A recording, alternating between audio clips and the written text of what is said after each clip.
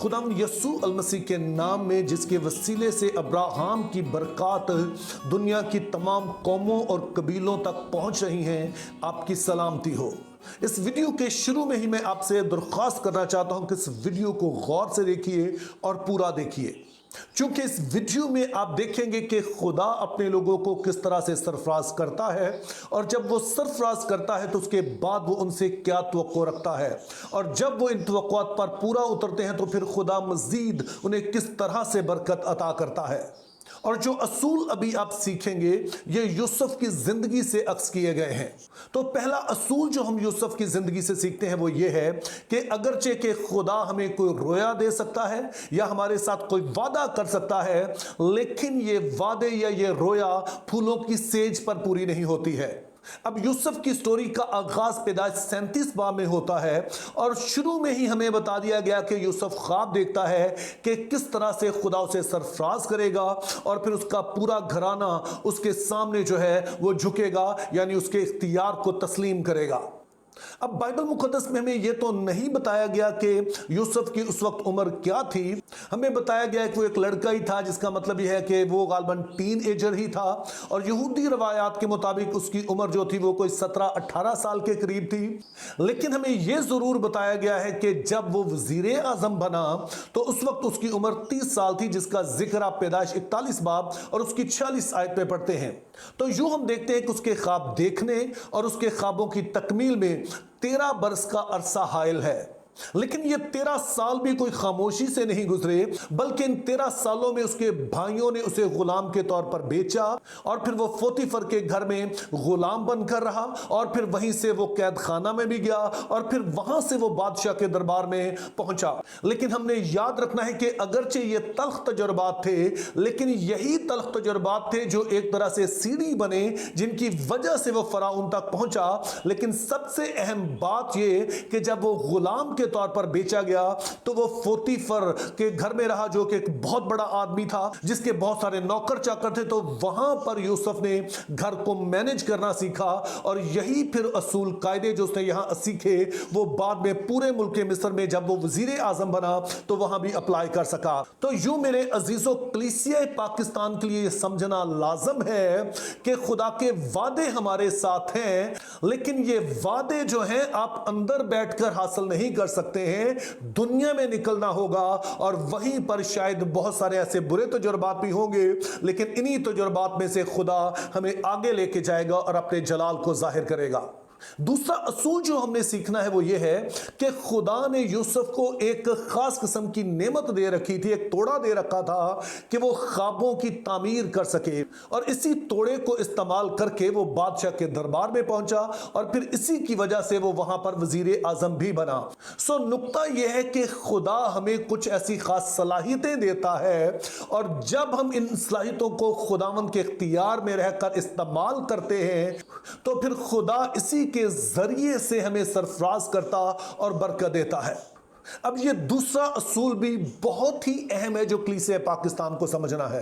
उसका सबब यह है कि पाकिस्तान के कुछ हालात ऐसे रहे, मसीहों को इस तरह से दबाया गया कि हमारा जो सेल्फ कॉन्फिडेंस है वो भी खो गया है, और हमारा जो खुदा पर ईमान है वो भी कदरे शेक हो गया है। उसके नतीजे में हम किसी तरह से कोई भी कदम उठाने से डरते हैं, हत्ता कि खुदा ने जो हमें सलाहियतें दी हैं हम उनको भी पूरी तरह से इस्तेमाल नहीं करते हैं। तो इसलिए हम सभी को, और खास तौर पर पाकिस्तानी मसीही यूथ को यह समझना है कि खुदा ने जो भी आपको टैलेंट दिया है आप कोशिश करें कि उसको भरपूर तरीके से इस्तेमाल करें। उसका रिजल्ट क्या होगा ये खुदा पर छोड़ दें, लेकिन यह सोचकर अंदर मत बैठे रहें कि हमारी मेहनत से क्या होगा। अगर आप इस टैलेंट को यूज करेंगे तो खुदा इसी को लेकर आपको सरफराजी अता करेगा। अब जब हम ये दो असूल अपनाते हैं तो मेरा यकीन है कि खुदा आपको सरफराज हर हालत में करेगा। लेकिन अब अगला असूल हमें बताता है कि जब खुदा हमें सरफराज कर दे तो फिर हमारा रवैया क्या होना चाहिए।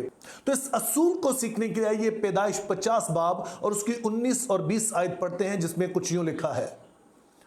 यूसुफ ने उनसे कहा, मत डरो, क्या मैं खुदा की जगह पर हूं? तुमने तो मुझसे बदी करने का इरादा किया, लेकिन खुदा ने उसी से नेकी का कसद किया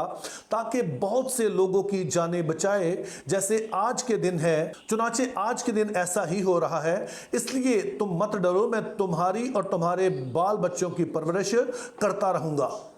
अब हुआ कुछ यूं है कि जब याकूब यानी इसराइल जो है वो वफात पा जाता है, तो यूसुफ के भाई जिन्होंने उसे बेच डाला था अब परेशान है कि शायद यूसुफ जो है वो हमसे बदला ले। इसलिए वो उसके सामने आते हैं और उसे कहते हैं कि बाप ने मरने से पहले कहा था कि जैसे तू पहले हमारा ख्याल रखता था अब भी रख। और सुनिए यूसुफ यहां पर क्या कहता है। यूसुफ का कहना है कि अगर मैं यहां तक पहुंचा हूं और मैं सरफराज हुआ हूं तो उसका सबब यह है कि खुदा मुझे यहां तक लाया है, और खुदा ने मुझे जो सरफराजी दी है उसका मकसद यह है कि बहुत सारे जाने जो है उनको बचाया जा सके, जैसा कि तुम लोग और तुम्हारे बीवी बच्चे हैं जिनकी जानें बचाई गई हैं।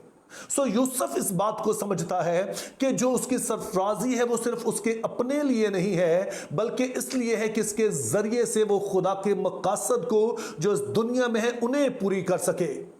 अब मेरे अजीजों, ये एक और बड़ा ही खतरनाक ट्रेंड है जो कलीसिया में देखा गया है कि बहुत सारे लोग उतनी देर तक तो खुदा की इबादत करते हैं जब उनके पास कुछ नहीं होता है, लेकिन जैसे ही उनके पास कुछ ऐसी बरकत आती हैं तो आम तौर पर एक बड़ी तादाद उन लोगों की है जो कि खुदा को भूल जाते हैं और नहीं समझते कि खुदा अगर आपको यहां तक लाया है तो शायद उसका सबब यह है कि खुदा ये चाहता है कि आपके वसीले वो कुछ बड़े काम कर सके। इस हवाले से दूसरी गलती यह भी होती है कि कई दफा हम समझते हैं कि अगर खुदा ने हमें किसी मुकाम तक पहुंचा दिया है तो सिर्फ हमने कुछ हदिया जात ही खुदा को देने हैं। अगरचे कि यह बात अच्छी है कि आप हदिया जात दें, लेकिन दरअसल खुदा की मर्जी यह होती है कि जिस जगह उसने रखा है वहां पर रहते हुए किस तरह से आप खुदा के लिए इस्तेमाल हो सकते हैं, किस तरह से आपका वजूद वहां पर खुदा के मकसद को पूरा कर सकता है, आप कैसे गवाह बन सकते हैं, आपके जरिए से खुदा की कौम को कैसे फायदा पहुंचता है, और यूं ही आप अपनी सरफराजी को कई तरह से खुदा के जलाल के लिए इस्तेमाल कर सकते हैं। और फिर चौथा असूल यह है कि जब अपनी सरफराजी को हम खुदा के जलाल के लिए इस्तेमाल करते हैं तो खुदा ना सिर्फ हमारी बरकत को कायम रखता है बल्कि इससे खुदा कई गुना मल्टीप्लाई करता है और हमारी नस्लों में ट्रांसफर कर देता है। और जब यूसुफ ने समझा कि मेरी सरफराजी खुदावंद के जलाल के लिए है तो जरा देखिए कि खुदा उसका क्या अजर उसे देता है। पैदाइश 48 बाब और उसकी 5 और 6 आयत में कुछ यूं लिखा है, तेरे दोनों बेटे जो मुल्क मिस्र में मेरे आने से पहले पैदा हुए मेरे हैं, यानी रूबन और शमाऊन की तरह इफ्राइम और मनस्सी भी मेरे ही होंगे, और जो औलाद अब उनके बाद तुझसे होगी वो तेरी ठहरेगी, पर अपनी मिरास में अपने भाइयों के नाम से वो लोग नामजद होंगे। अब ये हवाला बड़ा ही दिलचस्प है क्योंकि ये वो मौका है कि जब याकूब करीबुल मर्ग है और वो बस अभी वफात पाने को ही है, और वो यूसुफ से कहता है अपने बेटों को लेकर मेरे पास आ। और जब वो लेकर आता है तो वो उन दोनों बेटों को ना सिर्फ बरकत देता है बल्कि एक तरह से उन्हें अडॉप्ट कर लेता है और उन्हें अपने 12 बेटों के साथ शरीक कर लेता है। लेकिन इस अडॉप्शन का मतलब क्या है? इसका मतलब यह है कि जो कुछ भी याकूब का है अब वो याकूब के 12 बेटों में बंटने की बजाय अब वो 13 हिस्सों में बटेगा, और 11 हिस्से जो हैं वो तो याकूब के 11 बेटों में बटेंगे, लेकिन यूसुफ जो कि 12वां बेटा है उसको 2 हिस्से मिलेंगे। और फिर याकूब की ये वसीयत उस वक्त पूरी हुई जब बनी इसराइल को मुल्क मौदा मिल गया, और फिर जब जमीन बांटी गई तो यूसुफ का इसमें नाम नहीं आया बल्कि यूसुफ के 2 बेटों के नाम आए, चूंकि इस मुल्क मौदा में यूसुफ को दुगना हिस्सा दिया गया, एक हिस्सा उसके बेटे इफ्राइम को और दूसरा हिस्सा जो है उसके बेटे मनस्सी को दिया गया। और आपको याद है कि यह दुगना हिस्सा दरअसल पेलौठे का हिस्सा होता था, और यूसुफ को पेलौठे का यह दुगना हिस्सा इसलिए दिया गया कि अगरचे वो पेलौठा नहीं था लेकिन उसने पेलौठा होने का हक अदा किया कि जो काम उसके बाप का था जब उसने उसको सर अंजाम दिया तो खुदा ने भी उसकी इस बात की कदर की और उसकी बरकत को उसकी नस्लों में ट्रांसफर कर दिया। बच्चों की कामयाबी के लिए हम बहुत कुछ करते हैं, ज़रा ये वाला असूल भी अपना कर देखिए, तो मेरा ईमान है कि खुदा ना सिर्फ आपको बल्कि आपकी नस्लों को बरकत देगा। Think biblically, live purposefully, have a very good day.